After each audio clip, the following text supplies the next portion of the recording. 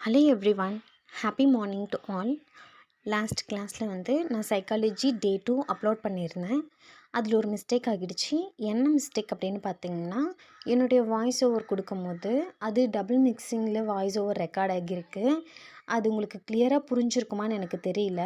நீங்கள் அதுக்கு பதிலாக என்னுடைய சேனலில் லாங் வீடியோ இருக்குது, உங்களுக்கு வாய்ஸ் ஓவர் தேவைப்படுது அப்படின்னா நீங்கள் அதை போய்ட்டு செக் பண்ணி பாருங்கள்.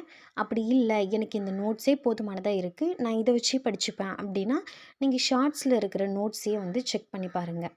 அதையே நீங்கள் கரெக்டாக நோட்ஸ் எடுத்து ஃபாலோ பண்ணிங்கனாலே உங்களுக்கு கரெக்டாக இருக்கும். இல்லை எனக்கு பார்ட்டாகவே அப்லோட் பண்ணுங்கள் அப்படின்னு சொன்னிங்கனாலும் ஓகே. நான் இதனுடைய 8 பாட்டுமே சைக்காலஜி டே 2க்கு ஒன்றுமா தனித்தனியாக அமுச்சு வைக்கிறேன்.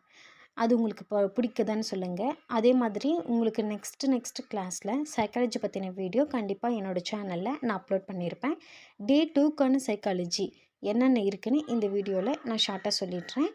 உளவியலின் தோற்றமும் அது தனித்துறையாக வளர்ந்த வரலாறும், இதுதான் இதனுடைய டைட்டில். இதுக்குள்ள சைக்காலஜினா என்ன அப்படின்றது ஒரு முடிவுக்கு வந்திருக்கும். அதுக்கப்புறம் சைக்காலஜிக்கு வரையறை கொடுத்தவங்க யார் யார், அந்த வரையறை கொடுத்தவங்க என்னென்ன மாதிரி வரையறை கொடுத்துருக்காங்க. இப்போது ஃபஸ்ட் ஒன் டிச்னர், அவர் வடிவமைப்பு கோட்பாடு பற்றி சொல்லியிருக்காரு. ஜேபி வாட்சன், டோல்மன், ஹப், கத்தரே, ஸ்கின்னர், இவங்க பிஹேவியரிசம், நடத்தையியலை பற்றி சொல்லியிருக்காங்க. நெக்ஸ்ட்டு முழுமை காட்சி கோட்பாடு, கெஸ்டால்ட் தேரி, அது சொல்லியிருக்காங்க. நெக்ஸ்ட் அதுக்கடுத்து சிக்மண்ட் ஃப்ராய்டு, அவர் உளப்பகுப்பு கோட்பாடு, இதை பற்றி சொல்லியிருக்காரு.